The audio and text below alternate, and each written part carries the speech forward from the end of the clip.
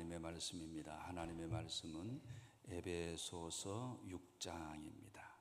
에베소서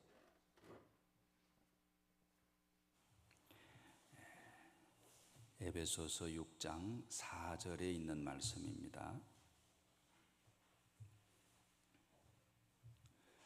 모두 한 목소리로 합독하시겠습니다.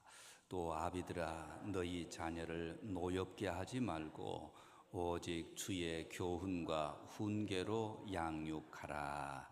아멘. 아멘. 자녀를 향한 하나님의 마음이란 제목으로 말씀을 나누려고 합니다. 우리 서로 인사부터 하시겠습니다. 용서 사랑의 시작입니다. 인사하겠습니다.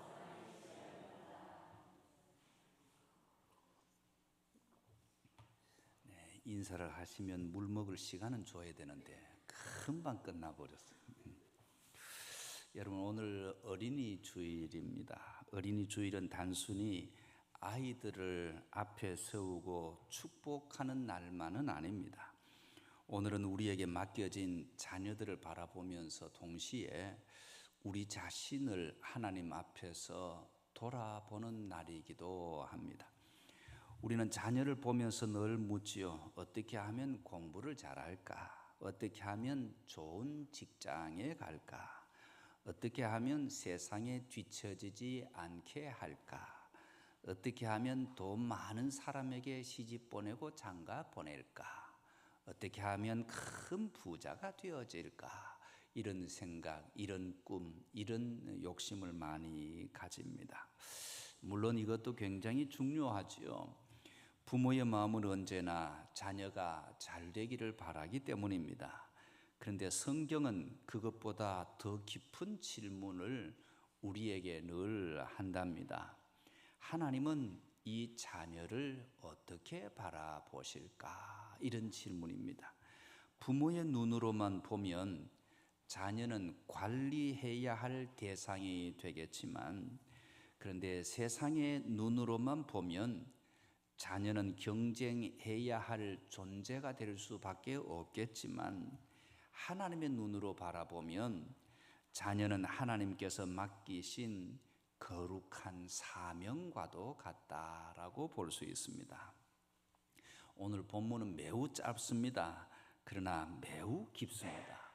또 아비들아 너희 자녀를 노엽게 하지 말고 오직 주의 교훈과 훈계로 양육하라. 이 말씀 안에는 자녀를 향한 하나님의 마음이 담겨 있습니다. 하나님은 자녀들이 상처 속에서 자라기를 원하지 않는다라는 이야기입니다. 하나님은 자녀들이 기준이 없이 흔들리며 살기를 원하시지도 않는다라는 것입니다. 하나님은 자녀들이 물질에 끌려다니면서 살기를 원하시지도 않는다라고 이야기합니다. 하나님은 자녀들이 세상의 흐름을 아무것도 모르고 순진하게 바보처럼 그렇게 살기를 원하는 것도 아닌 것입니다. 하나님은 우리의 자녀들이 믿음 안에서 전인격적으로 자라기를 원하시는 것입니다. 하나님은 우리의 자녀들이 하나님을 경외하면서도 세상을 분별할 줄 아는 그런 자녀가 되기를 바라시더라라는 것입니다. 하나님은 우리의 자녀들이 물질을 우상으로 섬기는 사람이 아니라 물질을 잘 다스릴 수 있는 그런 사람이 되기를 원하시더라라는 것입니다. 그러므로 어린이 주일 설교는 사실 생각보다 쉽지 않습니다.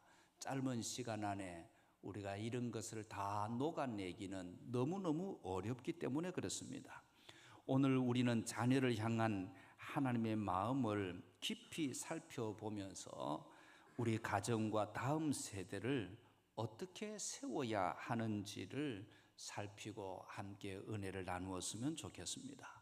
첫 번째, 오늘 성경에서 이야기하시는 대로 하나님의 마음은 상처 주지 않는 사랑을 가져야 한다라고 가르쳐 줍니다. 아비들아 너희 자녀를 노엽게 하지 말고, 여기서 노엽게 하지 말라라는 말씀은 단순히 아이들을 화나게 하지 말아라라는 이야기가 아닙니다. 부모의 감정이나 말이나 태도나 그리고 일관성이 없는 징계나 또 자주 비교하거나 억압으로서 자녀의 마음에 깊은 분노와 상처를 만들지 말아라라는 것입니다. 자녀가 집이 제일 좋아야 하는데 가정이 지옥 같다고 하면 그 삶이 너무 어려워지는 것이죠. 세상 속에서 어려워지면 돌아갈 곳이 없게 만들어지기 때문입니다. 자녀는 부모의 말에 매우 깊이 영향을 받습니다.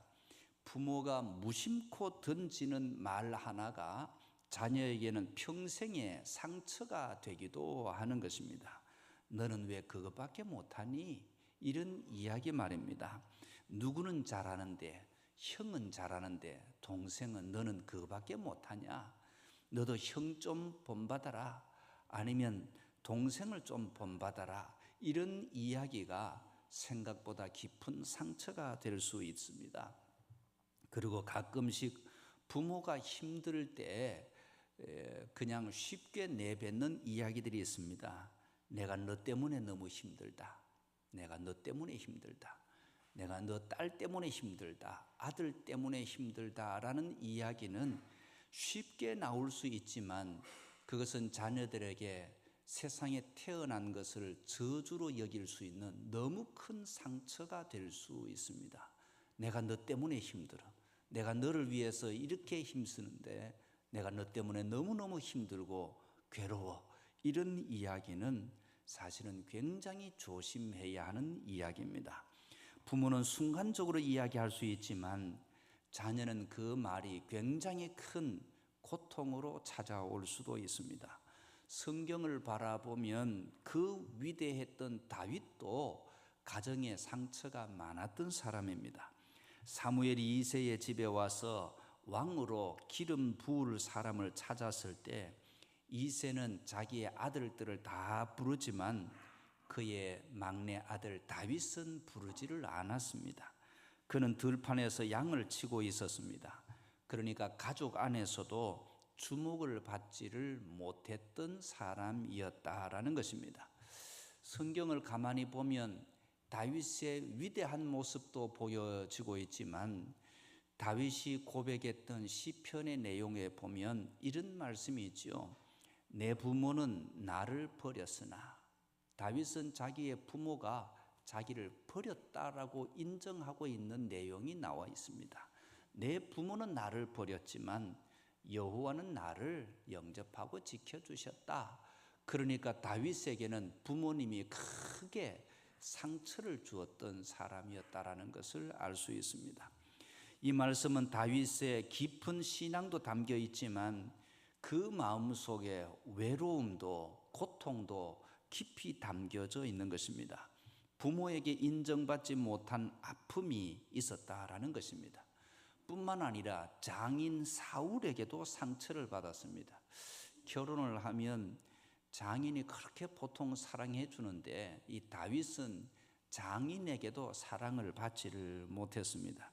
사울은 다윗을 사위로 삼겠다고 약속을 했지만 그의 마음은 다윗을 사랑하기보다도 이용하고 두려워했었죠. 그러나 하나님은 다윗을 버리지 않으셨습니다. 하나님은 다윗을 영접해 주었고 그의 상처를 믿음 안에서 잘 다루어 주었던 것입니다. 우리의 자녀들도 다윗처럼 하나님께 직접 치유받을 수도 있을 겁니다. 그러나 부모된 우리는 하나님이 알아서 치유해 주시겠지라고 하면 안 된다라는 것입니다. 그것은 너무 무책임하지 않을까요? 하나님께서 부모에게 맡기신 첫 번째 사명은 자녀의 마음을 함부로 꺾지 말아라 라는 이야기인 것입니다. 자녀를 사랑한다는 것은 무엇입니까? 상처를 주지 않는 것을 이야기합니다. 상처를 주었다면 풀어주어야 합니다. 잘못했다면 부모도 자녀에게 사과할 줄 알아야 하는 것입니다. 부모가 자녀에게 미안하다라고 하는 것은 권위가 무너지는 것이 아닙니다. 오히려 믿음의 권위가 세워지는 것이기도 한 것입니다. 하나님 앞에 겸손한 부모의 모습을 자녀가 볼 때 자녀는 신앙이 아니라 삶이라는 것을 다시 배우게 되는 것입니다. 자녀를 향한 하나님의 마음은 상처를 주지 않는 사랑이다라는 사실을 기억하시면 좋겠습니다. 두 번째는 하나님의 마음은 말씀으로 기준을 세우는 사랑입니다. 오늘 본문은 계속해서 오직 주의 교훈과 훈계로 양육하라라는 말씀이 있죠. 여기서 주의 교훈은 단순한 잔소리가 아니라 하나님의 말씀을 기준으로 삶을 가르쳐야 한다라는 이야기입니다. 세상에는 많은 기준이 있습니다. 성적이 기준이 되기도 하고, 돈이 기준이 되기도 하고, 외모가 기준이 되기도 하고, 성공이 기준이 되기도 합니다. 그런데 이런 기준은 시대가 지나갈수록 변하게 되어져 있습니다. 예전에 우리 한국의 조선시대는 예쁜 사람은 좀 통통하고, 오히려 좀 통통할 정도보다 조금 더 이 품위가 있어야 예쁘다라고 여겨졌습니다. 오늘날은 밥도 못 먹은 사람 정도 되어져야 예쁘다라고 하잖아요. 오늘 우리 교회도 예쁜 사람은 삼시세끼도 못 먹는 세상에 없는 가난뱅이가 되어져야 예쁘다라고 해요. 오늘 옆에 사람, 예쁜 사람 한번 보십시오.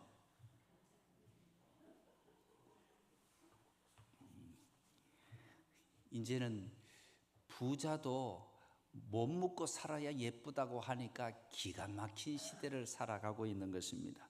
세상의 기준은 환경과 여건에 따라서 계속 바뀌어지고 있다라는 이야기입니다.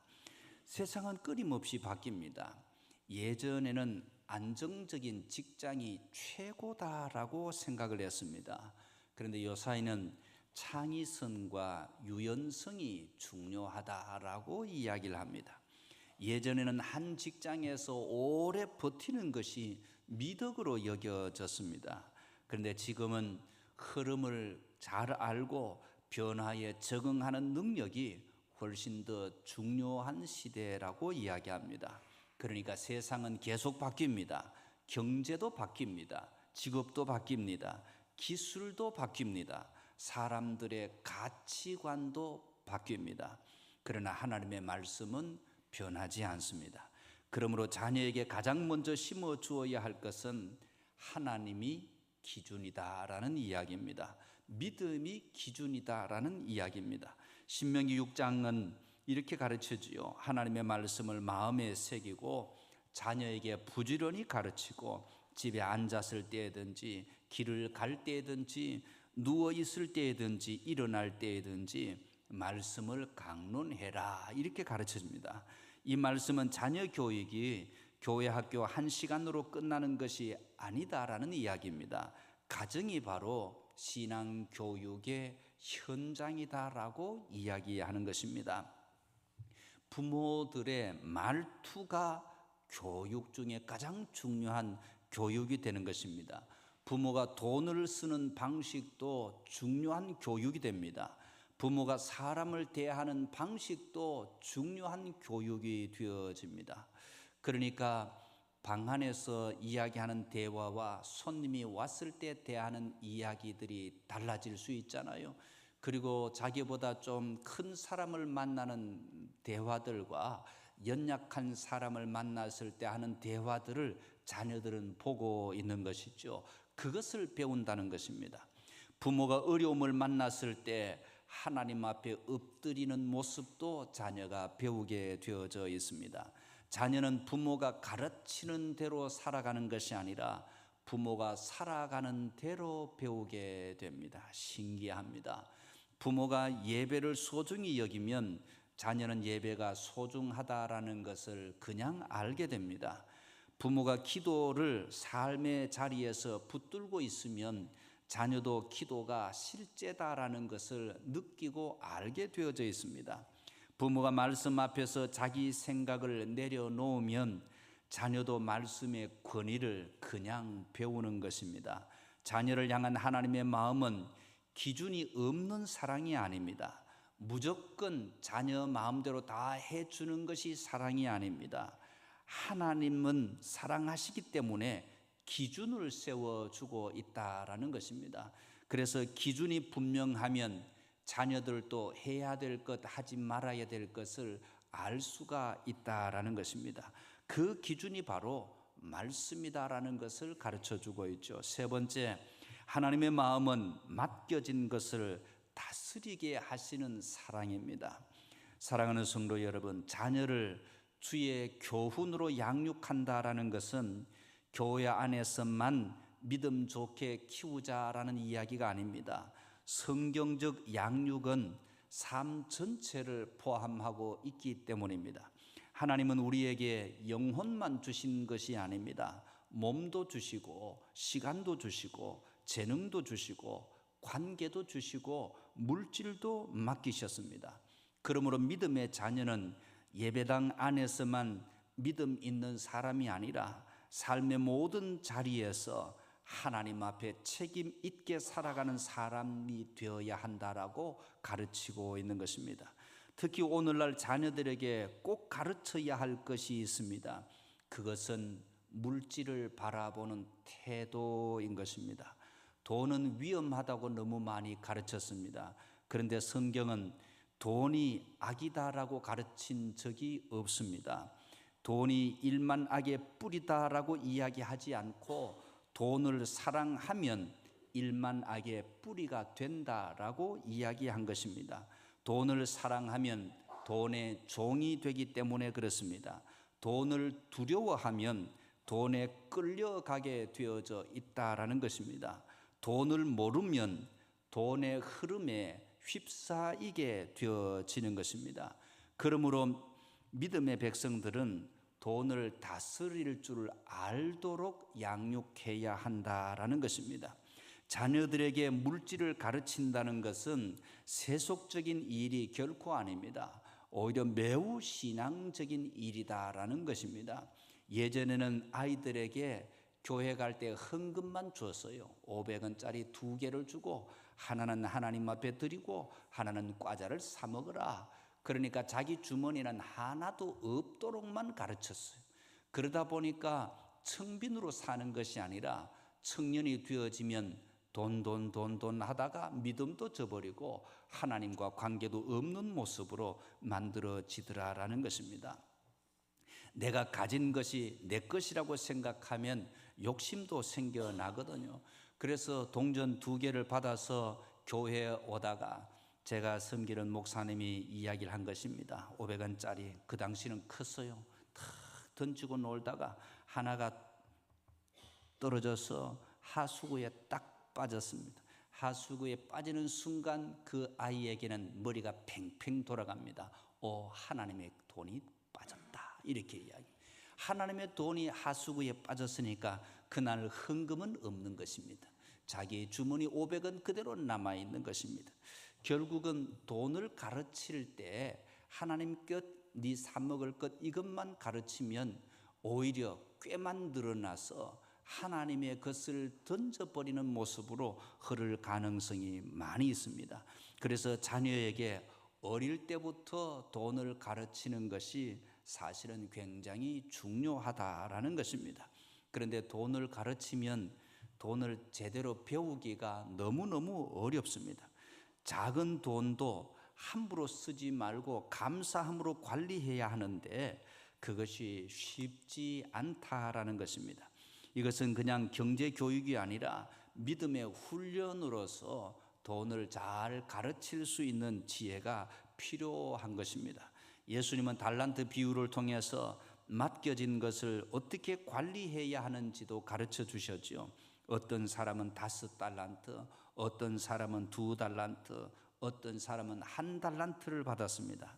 중요한 것은 많이 받았느냐 적게 받았느냐가 아니라 맡겨진 것에 충성했느냐가 중요하더라라는 것입니다. 그냥 땅에 파묻어 놓았다라는 것을 그대로 가지고 나왔던 그 사람에게 오히려 충성하지 못했다라고 이야기한 것입니다. 누가복음 16장에서도 보면 지극히 작은 것에 충성된 자는 큰 것에도 충성한다라고 가르쳐주고 있습니다. 작은 것을 다루는 태도가 큰 것을 맡을 자격을 만들어준다라는 것입니다. 그래서 자녀에게 물질을 가르칠 때도 두 가지를 가르쳐야 합니다. 첫째, 돈을 우상으로 삼지 않도록 가르쳐야 하고, 두 번째, 돈을 너무 무지하게 다루는 그런 모습도 가르치면 안 된다라는 것입니다. 예전에 우리 한국에는 어린 아이들에게 돈을 주는 것을 잘 가르치지를 않았어요. 그런데 아주 큰 부자들은요, 태어나자마자 자녀들에게 돈 여러 가지를 유산으로 미리 다 만들어줘요. 요새는 주식도 많이 하도록 가르쳐 줍니다. 태어나자마자 주식을 넣어주도록 이렇게 지도를 합니다. 교회의 주식은 전부 돈놀이 하는 것처럼만 배웠습니다. 그리고 청년이 되고 장년이 되어져서 그때 주식을 하는 사람들은 대부분 도박처럼 주식을 합니다. 돈 놓고 돈 먹기, 이렇게 주식을 하니까 세상이 어지러워지게 되어지는 것입니다. 원래 주식은 돈 놓고 돈 먹기가 아닙니다. 원래 주식은 우리 지역에 있는 중요한 회사가 있으면 그 회사에 지원하고 나도 그 회사의 직원이 되어지는 것처럼 투자하는 것이 주식의 기본이다라는 것입니다. 그래서 아주 어렸을 때도 그런 주식을 하도록 지도를 해야 한다라는 것입니다. 어렸을 때는 파는 것은 가르치지 말고 부모가 그것을 계속 살피고 그리고 그것을 계속 키워나가는 것이 필요하다라는 것입니다. 그래서 어렸을 때 하도록 만들어줘야 합니다. 파는 것은 가르치지 말고 주식의 흐름을 계속 바라보면서 세상의 돈이 어떻게 흘러가는가를 볼 수 있도록, 그리고 세월이 지나면 지금 5살 때, 6살 때, 7살 때, 10살 때, 15살 때 그때 있었던 돈들이 어떻게 흘러가고 있는지를 바라보고, 그리고 그 주식과 관계되어진 회사들이 어떻게 굴러가고 있는지를 청소년 때 보게 되어져야 돈 놓고 돈 먹기가 아니라 제대로 잘 성장하며 키울 수 있는 것이다 라는 이야기입니다. 그러므로 어린 아이들에게 주식은 큰 돈으로 해야 되는 것이 아니라 돈을 가르치기 위하여서, 물질의 노예가 되지 않기 위하여서 부모가 관리하는 것이 필요하다라고 이야기하는 것입니다. 하나님의 자녀가 믿음 안에서 물질을 다스리는 사람으로 키워내어야 한다라는 이야기입니다. 네 번째, 하나님의 마음은 세상을 분별하게 하는 사랑입니다. 사랑하는 성도 여러분, 우리는 자녀를 세상 밖에서 키울 수 없습니다. 자녀들은 세상 속에서 살아가야 합니다. 학교에 가서 살아야 하고, 직장에 가서 살아야 하고, 변화하는 사회 속에 가서 살아가야 합니다. 그러므로 신앙교육은 세상을 무조건 외면하는 교육이 되어서도 아니 됩니다. 세상에 물들지 않아야 하지만 세상을 몰라야 되는 것도 아니다라는 것입니다. 예수님은 제자들을 세상에서 데려가 달라고 기도하지 않으셨습니다. 요한복음 17장에 예수님은 대제사장적인 엄청난 기도를 하십니다. 예수님은 제자들이 세상에 있지만 악에 빠지지 않도록 지켜달라는 기도를 하는 것입니다. 이것이 중요합니다. 믿음은 세상을 모르는 순진함이 아닙니다. 믿음은 세상을 분별하는 지혜가 있어야 한다라는 이야기입니다. 오늘날 세상의 흐름은 굉장히 빠릅니다. 기술이 변하고 경제가 변하고 국제 질서가 변하고 사람들의 생각이 변합니다. 그리고 그 흐름의 중심에는 언제나 물질의 움직임도 함께 있더라라는 것입니다. 돈이 어디로 흘러가고 있는지를 보면 세상이 어떻게 움직이는지를 볼 수가 있기 때문에 우리 어린이 주일에 어린 아이들이 돈의 흐름을 볼 수 있는 시선을 가르치는 것은 너무너무 중요하다라는 이야기입니다. 그렇다고 우리가 돈만 따라가자는 말이 아닙니다. 오히려 반대입니다. 돈의 흐름을 볼 줄 알아야 돈에 속지 않을 수 있기 때문에 가르쳐야 한다라는 것입니다. 세상의 흐름을 분별할 줄 알아야 세상에 끌려가지 않을 수 있기 때문입니다. 시대의 변화를 읽을 줄 알아야 믿음으로 준비해 나갈 수 있기 때문입니다. 성경의 요셉을 보십시오. 요셉은 단지 꿈만 꾸는 사람이 아닙니다. 사실은 요셉은 엄청난 사람입니다. 애굽의 경제를 읽을 줄 아는 사람이었던 것입니다. 풍년과 흉년의 흐름을 분별할 줄 알았고, 하나님이 주신 지혜로 나라를 살리고 가족을 살리고 수많은 생명을 살려내었던 것입니다. 무지하면 결코 일어날 수 없는 사건입니다. 다니엘을 보십시오.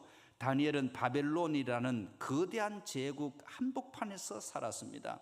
그는 세상 학문도 배웠습니다. 정치의 흐름도 보았습니다. 그러나 그 중심은 하나님께 있었다라는 것입니다. 왕의 음식을 거절할 만큼 신앙의 기준도 분명했던 것을 볼 수 있습니다.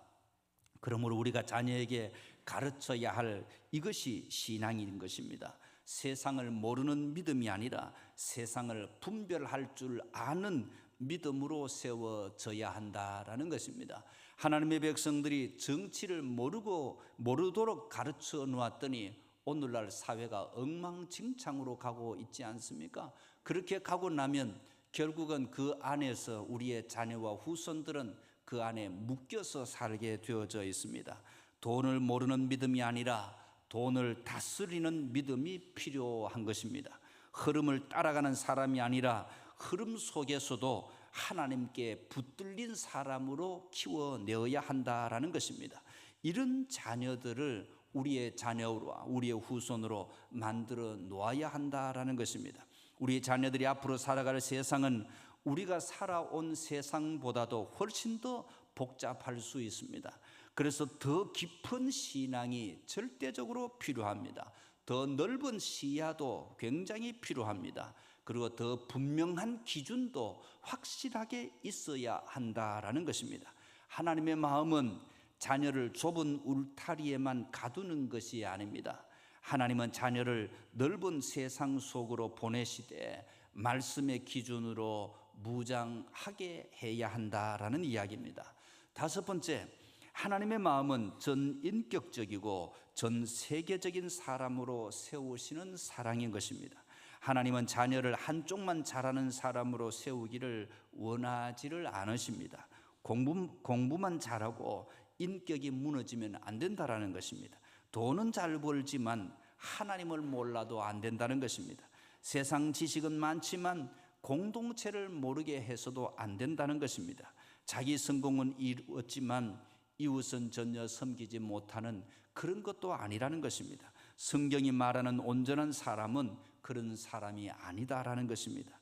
하나님은 전인격적인 사람을 원하고 계시는 것입니다. 믿음이 있어야 하고 인격이 있어야 하고 공동체성이 있어야 하고 물질을 다스릴 줄 알아야 하고 세상의 흐름을 분별할 줄 알아야 하는 것입니다. 그리고 하나님 나라의 시야를 가지고 있어야 세상을 움직이는 귀중한 사람이 만들어지는 것입니다. 자녀는 혼자 잘 되는 사람으로만 자라서는 안 됩니다. 함께 살아가는 법을 배워야 하고 이것이 공동체성입니다. 교회는 바로 이런 훈련의 자리가 되어야 하는 것입니다. 교회 안에서는 어른을 공경하는 법을 배웁니다. 오늘 우리가 부모님을 공경해야 자녀들도 그 모습을 가지게 되어져 있습니다. 그래야 이 나라가 제대로 서게 되는 것입니다. 나와 다른 사람을 품는 법도 배워야 합니다. 친구에게 배려하는 법도 배울 수 있어야 합니다. 섬기는 것도 배워야 합니다. 기다리는 것도 배워야 합니다. 용서도 배워야 합니다. 세상은 경쟁을 가르치지만 교회는 사랑을 가르치잖아요. 세상은 성과를 가르치지만 교회는 은혜를 가르치는 것입니다. 세상은 이기는 법을 가르치지만 교회는 함께 사는 법을 가르치는 것입니다. 그리고 하나님은 우리의 자녀들이 전 세계적인 시야를 갖기를 원하십니다. 하나님은 한 민족만이 아니라 하나님은 열방의 하나님이십니다. 그래서 예수님은 땅 끝까지 이르러 내 증인이 되라라고 이야기하고 있는 것입니다. 그러므로 자녀를 향한 하나님의 마음은 좁아져야 되는 것이 아닙니다. 내 자녀 하나만 잘 되면 된다, 이런 이야기가 아니라 자녀가 세상을 볼 수 있도록 시선을 키워주는 키, 열쇠를 간직할 수 있어야 하는 것입니다. 그래서 이 어린이 주일에 세상을 섬길 수 있는, 세상을 일으킬 수 있는 능력 있는 자녀들을 우리 믿음의 자녀들로 키워내어야 한다라는 것입니다. 그냥 세상을 아무것도 모르고 벌벌 떨게 해서 울타리 안에만 넣어서 길러 놓으면 나중에 성장하고 나면 아무것도 할 수 없는 존재가 될 수밖에 없습니다. 하나님의 백성들이 세상을 호령하고 세상을 움직여낼 수 있는 존재로 만들어 갈 수 있도록 믿음의 사람으로, 인격의 사람으로, 공동체의 사람으로, 그리고 청지기의 사람으로, 세상을 분별하는 사람으로 우리의 자녀와 후손들을 양육할 수 있게 되시기를 축복합니다. 결론적으로 우리는 자녀를 향한 하나님의 마음을 쭉 살펴보았는데 너무 크고 넓어서 좀 두려울 정도입니다. 하나님의 마음은 우리의 자녀들이 상처받지 않도록 키우는 데 있습니다. 상처를 받는다라는 것은 성장하는 데 지장이 있다라는 것입니다. 한 가지만 더 말씀을 나누면, 우리 집 뒤에 이 강아지들이 있어요. 그 강아지들이 아주 어렸을 때 아주 작은 충격 하나만 딱 받으면 그것이 자기의 몸에 체득이 탁 되어져 버립니다. 사람들에게 와서 그냥 하도 짖길래 머리를 탁 때려줬더니 그 다음에 사람이 오면 무조건 숨어요. 그리고 절대로 짖지도 않아요. 착하고 이쁘기는 한데 그것이 두려움 때문에 피하고 있는 거죠. 제가 보니까 그건 상처다라고 생각이 들어집니다. 우리의 자녀들도 집에서 상처를 받으면 그 다음에 전진하는 데 있어서 굉장히 큰 장애물이 되어질 수 있다라는 것입니다. 그렇다고 야단을 치지 말아야 하는 것이 아닙니다. 기준이 분명해야 한다라는 이야기입니다. 다른 말로 말씀을 드리면, 내 감정 때문에 자녀들의 훈육이 끊임없이 바뀌어진다면 자녀들은 전부 상처로 남게 되어져 있습니다. 기준을 따라서 움직여서 자녀도 엄마가 이건 안 되고 저건 된다고 했지, 기분 좋을 때는 이거 해야 되고, 그것이 아니고 기분하고 아무 관계없이 하나님의 말씀의 기준에 따라서 움직이게 되어지면 그 자녀는 상처가 되지 않을 수 있는 것입니다. 그게 기준이기 때문에. 그런데 감정에 따라서 기분이 나쁘면 엄마 기분 나빠 조심해, 그렇게 되어지면 자녀는 무조건 상처를 받는 사람이 되는 것입니다. 왜냐하면 기분에 따라서 움직이기 때문에.